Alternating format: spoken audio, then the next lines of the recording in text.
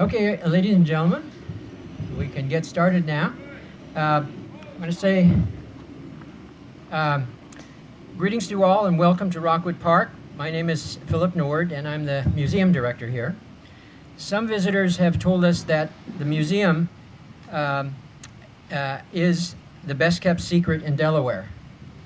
I want to change that to a must visit to the best historic house museum in Delaware. I have a long ways to go, but I'm trying. This is a special day for Rockwood. The presentation of a grant awarded to Rockwood Park and Museum for the restoration of the gas house from the Eastern Brandywine 100 Coordinating Council. The Bringhurst family moved into Rockwood Mansion at the turn of the century and upgraded and modified the facilities.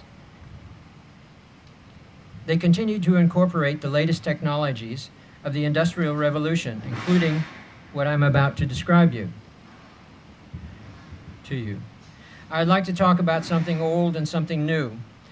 Behind me, you can see the entrance, I hope you can see it, to the gas house. It was a special feature that few people could afford. It provided acetylene gas that was piped into the mansion for their gas light fixtures.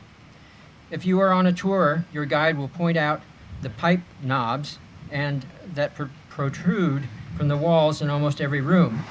Actually, after we get through this program, I'm inviting everybody up to the museum to show you some of these things I'm talking about.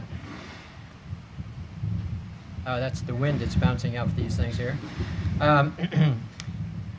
Canadian inventor Thomas Wilson accidentally discovered the process for making calcium carbide in 1892. He was trying to find an economical way to produce aluminum. When he put water on the calcium carbide, it produced a gas that was acetylene. This gas could produce a very bright light that was better than coal gas. The gas house was always located away from the main house, as some systems had a tendency to blow up. Acetylene gas is very volatile. We have a letter from daughter Bessie Bringhurst, who lived in a castle in Ireland, this letter to her mother Anna. And it says that she was glad that the acetylene system was working well, and that's dated February 16th, 1905, confirming that the use of this gas was here during this period. I have copies of some of the things I'm talking about for everybody in the media if you'd like to take a copy of it. I've always felt that Rockwood needs to be designated an historic landmark so we can apply for federal grants. After contacting the National Park Service, why is it me who's doing this? Feedback. Okay. We contacted the National Park Service, and it was suggested by Madeline Dunn that we should upgrade our nomination that was granted in 1976. And a lot has happened since then. We are on the National Register. When I mentioned we had a gas house, Madeline was very excited about this gas house and suggested we should be featuring it. I applied to EB 100 for a grant to restore the site and add this new feature that would be helpful in securing funds to keep Rockwood alive and well. I talked to Madeline this morning, and we have a date that she's coming here, but I also have her contact information. She would be glad to talk to any of the members of the press. As you can see from here, this is a sample of a machine that produced acetylene gas. It was many years ago. I was looking around. I thought maybe I'd buy something to put in this place. And I got that picture, and he wanted too much money, and it was a disgusting looking thing, so I said no way. Unfortunately, we don't have a photo of the actual unit that was in this house, if you will. We have a lot of plans for the restoration. Behind me, we need pointing done. We need the place electrified. We need a lot of iron work done, and it's going to be a fantastic feature. We're also going to put plaques around it We're going to make brochures. We're making a video, which is part of the grant that we have to do, before, after, and after it's finished. I'd like to thank the Eastern Brandywine 100 Coordinating Council board members for granting my request for funds to begin the restoration work, and also Newcastle County Special Services, who have already cleared the facade so we can see exactly what needs to be done. Most people didn't even know that this gas house existed because it was all totally overgrown. Now I'd like to introduce some of our special guests, or our special guest, who would like to say a few words. Newcastle County Executive Matt Meyer. Matt?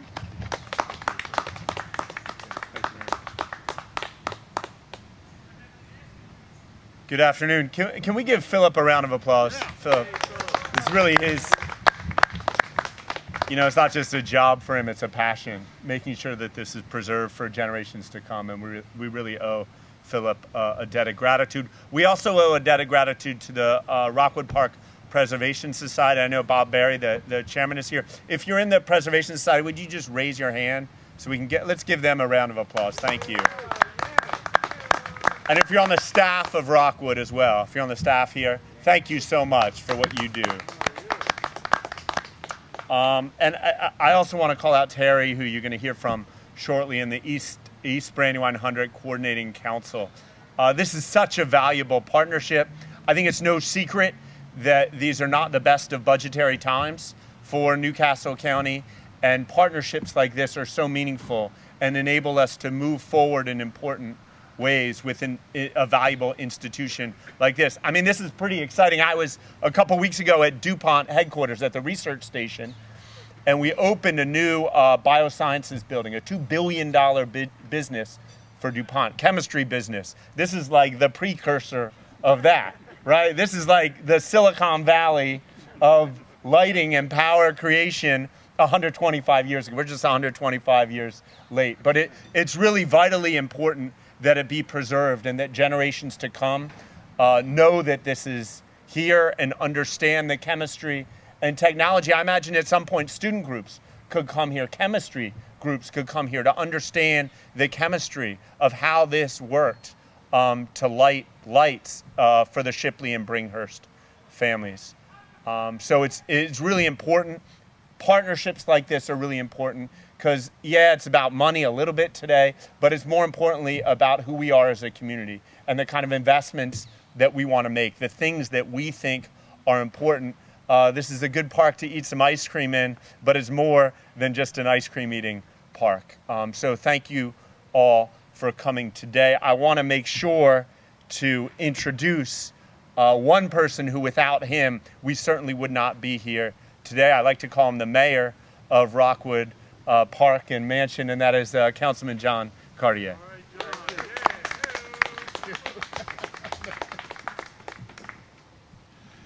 Thank you, Matt, for those kind words. Welcome, everybody, to Rockwood, our county flagship park. And yes, I'm biased. It is a beautiful and historic spot. It's an unprecedented heritage place. What we have here is a 19th century mansion, and the contents from Joseph Shipley and the Bringhurst pretty much intact. And now we are on the brink of recognizing other features in this historic place with the gas house restoration project. And I want to thank Phil for all your due diligence and your knowledge and your care for this place. Heck, I didn't even know this thing was here. That's amazing. Are there other spots that we're going to open up in the hole in the ground and find something? Maybe some money in there? But in all seriousness, I want to thank the county executive and his staff for once again recognizing the value of community partnerships in these difficult times. This spot, this mansion, its strongest symbolism for me isn't really the Shipleys, although they created it. It really stands for government and the people working together. And I can tell you over many, many years, but for the involvement of our local citizens in previous Friends organizations, I doubt whether we would have this day to celebrate it all. And I want to, pay some amount of recognition to folks before in the community who cared deeply about this site and did a lot to protect it, enhance it, advertise it. And I want to recognize, again, our new Friends organization, the Rockwood Park Preservation Society. Thank you, Bob, and the friends that are here for once again joining this great cause and backing this great spot in our area.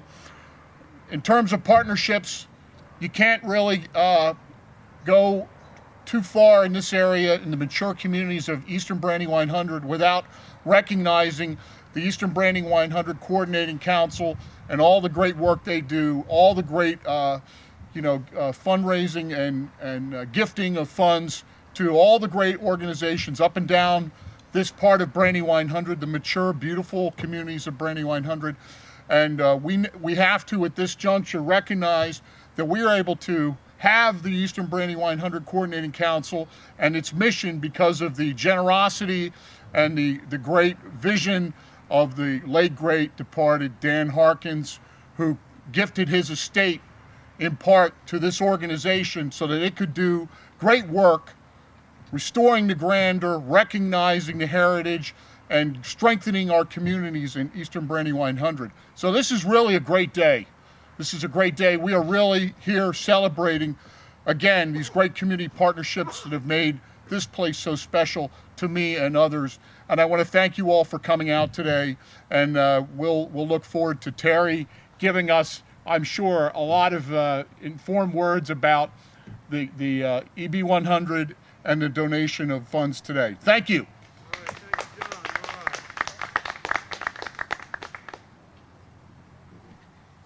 Thank you, Matt and John. Now, without further ado, I would like to introduce you to the man of the hour, sort of. This is Terry Wright. He is the head of the EB 100. Terry?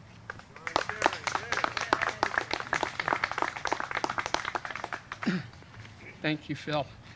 Good afternoon, County Executive Meyer, Councilman Cartier, Director Nord, my old friends Jane Ratteni and Marcus Henry. I would like, real briefly, just to introduce some of the other board members of EB 100 who are here. Barbara Harbin from Claymont, who's our vice chairman. Tom McDonough is our treasurer. Carolyn Mercadante from Claymont. Nancy Smisco, who is a neighbor of here, lives right around the corner. And a friend, member of the Friends. Dee Wilden from Claymont, who's without question the most famous person here. And Andy Shackelford from Bellefonte. The Eastern Brandywine 100 Coordinating Council, or as we like to be called, EB 100, is delighted to assist Rockwood in its efforts to restore this gas house. EB 100 was formed through a bequest from the late Dan Harkins of Claymont to promote community planning and local history in Eastern Brandywine 100. We believe that Rockwood's renovations and improvements fit very nicely into both aspects of that mission. You know, when I was a kid, Rockwood was a little bit like Willy Wonka's chocolate factory. It was a place of wonder and mystery that was hidden away from most of us. Nobody ever saw it. Nobody ever went in. Nobody ever went out. EB 100 is proud to be a part of Newcastle County's continuing efforts to both preserve Rockwood's history and to expand public access to this community treasure. So on behalf of the Eastern Brandywine 100 Coordinating Council Board, I am pleased to present you with this check in the amount of $7,000. We didn't bring one of those great big giant checks, but this is one that you can actually cash at the bank. Oh. So. It doesn't have my name on it, though. All right. Uh-oh. Well, listen, thank you all very much for coming.